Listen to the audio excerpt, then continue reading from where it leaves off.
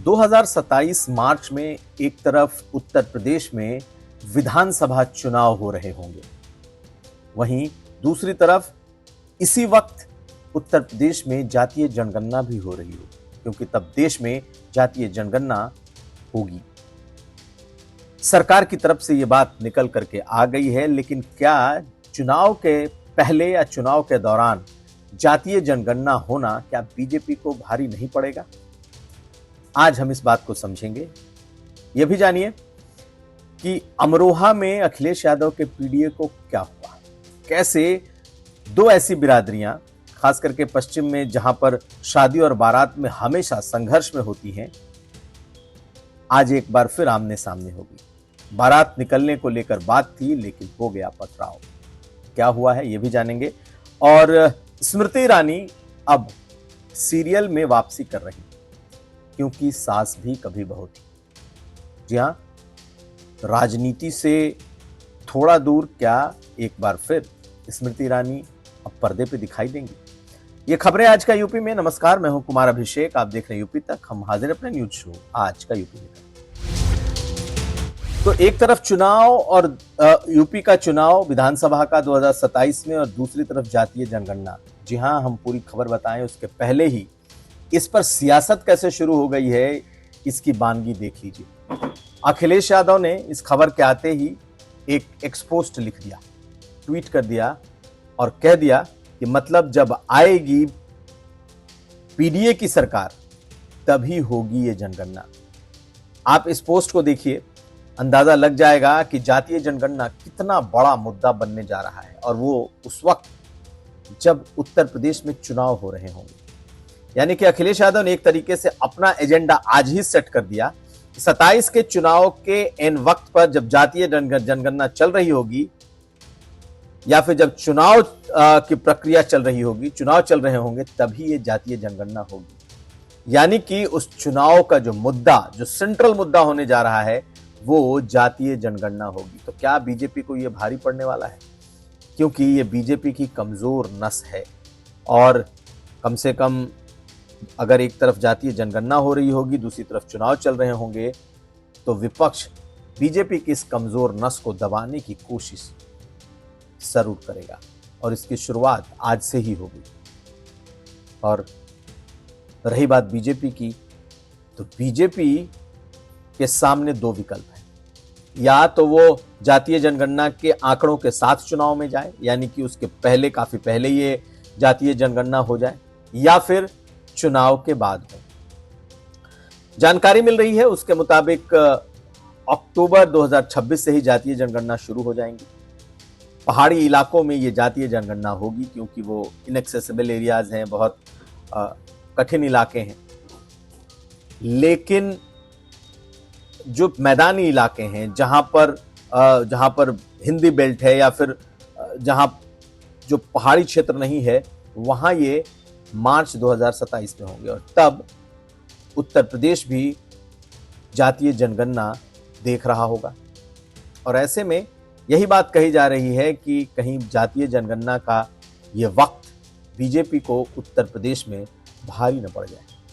2027 में ठीक उसी वक्त चुनाव का माहौल होगा। करीब 6 महीने से, यानी कि अक्टूबर नवंबर के बाद से ही चुनाव के माहौल बनने शुरू हो जाते हैं, और जातीय जनगणना भी मार्च में शुरू होगी। अखिलेश यादव ने जिस तरीके से ट्वीट करके कह दिया, तो उन्होंने बता दिया कि उनके लिए ये मुद्दा क्या होने जा रहा है, और इस चुनाव में सबसे बड़ा मुद्दा क्या बन करके इस पीडीए के लिए उभरने वाला है। तो ये तमाम चीजें अब सामने हैं। ऐसे में बीजेपी के लिए कहीं ये मुश्किल का सबब न हो जाए, क्योंकि जातीय जनगणना वो मुद्दा है जो बीजेपी के गले की फांस बना रहा है। बीजेपी ने इस जातीय जनगणना को हरी झंडी दी, मोदी सरकार ने कहा कि वो कराएंगे, लेकिन पार्टी के नेता हमेशा इसके कह सकते हैं विरोध में ही रहे या चुप ही रहे। ऐसे में ठीक चुनाव के ऐन पहले इस तरीके से जातीय जनगणना का होना बीजेपी को भारी नहीं पड़ेगा। ज्यादातर लोगों का मानना है कि बीजेपी के लिए अब यही सबसे बड़ा मुद्दा हो। देखना है कि बीजेपी इससे निपटती कैसे है, क्योंकि अगर पहले आंकड़े आ जाते तो भी शायद बीजेपी को प्रॉब्लम होती, और चुनाव के बाद आंकड़े आएंगे तो शायद वो आंकड़ों का खेल विपक्ष नहीं कर पाएगा। लेकिन चुनाव के बीच में जातीय जनगणना मुद्दा तो बनेगा। अब देखना यह है कि क्या ये बीजेपी को नुकसान करता है या फिर इससे भी बीजेपी अपने अवसर में बदल देती है। अगली खबर, जिस पीडीए की बात लगातार अखिलेश यादव कर रहे हैं, जिस पीडीए को लेकर अखिलेश यादव ने एक अपनी मुहिम शुरू कर रखी है कि पिछड़ा, दलित, अल्पसंख्यक और खासकर पिछड़े और दलितों की बात वो लगातार कर रहे हैं। ऐसे पीडीए को जोड़ने की जो उनकी मुहिम है वो जमीन पर क्या उस तरीके से उतनी मजबूत, उतना पुख्ता है? कहीं ना कहीं जब सामाजिक संघर्ष जमीन पर दिखाई देता है तो लगता है कि पीडीए सिर्फ कहने की बात है, जमीन पर तो इसकी मौजूदगी है ही नहीं। ये कई बार देखा जाता है। अमूमन आपने सुना होगा कि ठाकुरों और दलितों में इस बात का संघर्ष होता है कि घोड़ी चढ़ने को लेकर, यानी कि बारात में दलित अगर घोड़े पे चढ़कर दूल्हा बनकर जाता है तो दलित और ठाकुरों के बीच की संघर्ष कई जगहों पर देखे गए और वो आज भी कहीं ना कहीं दिखाई देता है। लेकिन एक मुद्दा इस वक्त अमरोहा का आया, एक ऐसा ही वाकया, लेकिन वहां ये दोनों जातियां पीडीए की, और पीडीए में भी वो जो बेहद अखिलेश यादव के करीब, जाटव बनाम यादव। हालांकि ये जातियों के सीधे संघर्ष की बात नहीं की जा सकती, लेकिन एक ऐसा ही मुद्दा अमरोहा में आया। अमरोहा के गजरौला थाने के रहेदरा गांव का यह मामला है, जब एक जाटव परिवार की बारात निकल रही थी और जब गांव की गलियों से निकलने लगी तो वहां विवाद हो गया। और वहां विवाद जो जिस बिरादरी के कुछ लोगों से हुआ या जिस परिवार से हुआ, वो जाने अनजाने में किसी भी बिरादरी का रहा हो, लेकिन ऐसा विवाद हुआ कि वहां पर पथराव हो गया। यानी कि वो जाटव बनाम यादव का शक्ल उसने उस गांव में ले लिया। और बात थी शादी की बारात के निकलने की। बारात निकल रही थी, डीजे बज रहा था और कहा यह जा रहा है कि वहां पर जो दूसरा पक्ष है वो अपनी गाड़ी निकालने को लेकर के ये विवाद हो गया और विवाद बढ़ते बढ़ते जातीय रूप में आ गया। जब पुलिस आई तो पुलिस के सामने दूसरे तरफ से पथराव शुरू हो गया। पुलिस ने भी पथराव कर दिया। आप इन तस्वीरों को देखिए, आपको अंदाजा लगेगा कि अमरोहा के इस गांव में कैसे पीडीए शादी और बारात के मुद्दे पे तार-तार हो रहा है। देखिए इन तस्वीरों को।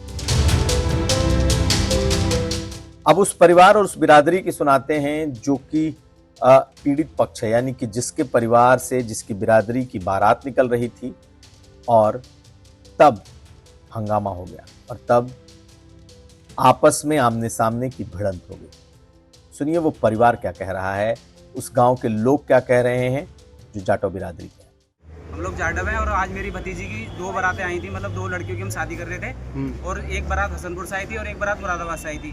पहली की बारात हसनपुर की चढ़ गई थी और दूसरी बारात चढ़ रही थी। जैसे ही मतलब शुरुआत हुई थी तो जैसे ही आप मतलब गांव में एंट्री करी बारात ने, तो लोग बाग ये जो यादव थे हमारे गाँव के, वो लोग नाच रहे थे जैसे बाराती नाचते हैं गानों में, तो वो लोग रास्ता मांग रहे थे और रास्ता मांगने के चक्कर में उन्होंने गाली गुप्तार करी के रास्ता दो, तुम्हारी हिम्मत कैसे हुई बीच में नाचने की, हमारे मोहल्ले में, तुम अपने मोहल्ले में जाके नाचो, ये करो वो करो। इस तरह से उन्होंने गाली गुप्तार करनी शुरू कर दी। ये मामला इतना बढ़ा था कि पुलिस बुलानी पड़ी और जब पुलिस आई तो पहले जिनकी घर शादी थी उस इलाके में पहुंची और उसके बाद तफ्तीश करने जब दूसरे तरफ बढ़ी तो बाकायदा पथराव हो गया। यानी कि 2 गुटों में या यूं कह लें कि 2 बिरादरियों में एक गांव में संघर्ष की स्थिति बन गई और उसके बाद पुलिस वालों ने भी पथराव किया। इन तस्वीरों में आपको ये चीजें साफ दिखाई दे रही हैं, लेकिन इसका एक सियासी पहलू, सियासी पक्ष भी है। और सियासी पक्ष ये कि बेशक आप जातियों में एकता की बात कर लें, बेशक आप पीडीए की बात कर लें, लेकिन आज भी जमीन पर छोटी छोटी बातों को लेकर संघर्ष होता रहा है और आज भी वो जारी है। तो घोड़ी चढ़ने को लेकर, बारात के गुजरने को लेकर जो संघर्ष सवर्ण जाति और दलितों के बीच होता है, वही पीडीए में भी होता है और आज ये घटना उसका गवाह है। अगली खबर। और अब बात स्मृति ईरानी की। जी हां, स्मृति ईरानी एक बार फिर से छोटे पर्दे का रुख कर रही हैं।